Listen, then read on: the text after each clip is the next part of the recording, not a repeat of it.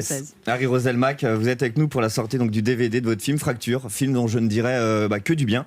Déjà parce que vous êtes ceinture noire de judo et que si les fractures pouvaient rester un film et non un diagnostic, ça m'irait parfaitement. Mais rassurez-vous, je n'en dirais que du bien de ce film pour plein d'autres raisons que celle évidente de la peur. Je soulignerais par exemple la diversité dans le casting. En effet, il est encore très rare dans le cinéma français actuel en 2019 de voir un casting sans Cadmerade et François Berléand. Et ça fait plaisir.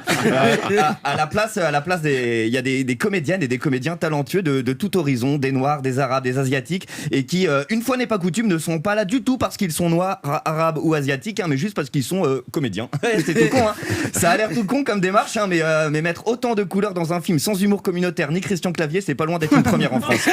Mais votre film, Harry Roselmack, trouve également toute sa qualité de par les sujets abordés et une grande question qui a entraîné tout votre projet: comment faire cohabiter autant d'identités dans la société, comment éviter les fractures et surtout comment vivre ensemble, se comprendre, se respecter dans la différence. Votre film souligne notamment le problème de fracture identitaire à travers la radicalisation religieuse.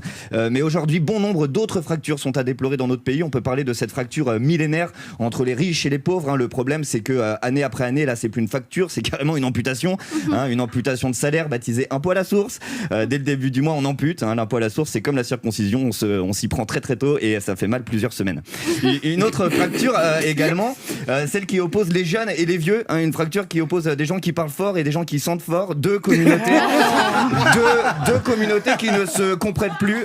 Les jeunes parlent avec la langue d'Aya Nakamura, les vieux écoutent avec les oreilles de Robert Hossein. Impossible, ça ne passe pas. La fracture entre les gros et les maigres, aussi une guerre du régime qui fait chaque été plusieurs victimes sur les plages de France. Et en tant que maigre, je ne soufflerai pas sur les braises de cette fracture. Je veux pas déclencher une guerre entre gros et maigre. On sait à la fin qui va manger qui. Et je suis perdant.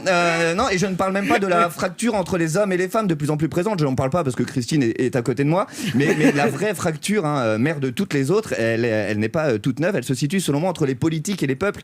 Toutes ces élites, apôtres médiatiques du vivre ensemble, n'ont de cesse de nous monter les uns contre les autres, scrutin après scrutin, pour servir des intérêts qui viennent creuser au final toutes les fractures. Le meilleur remède à la fracture, c'est souvent de mettre un plâtre. Mais dans certains cas, regardez le film d'Harry Roselmack, Fracture, c'est déjà un bon traitement préventif. Merci de m'avoir écouté.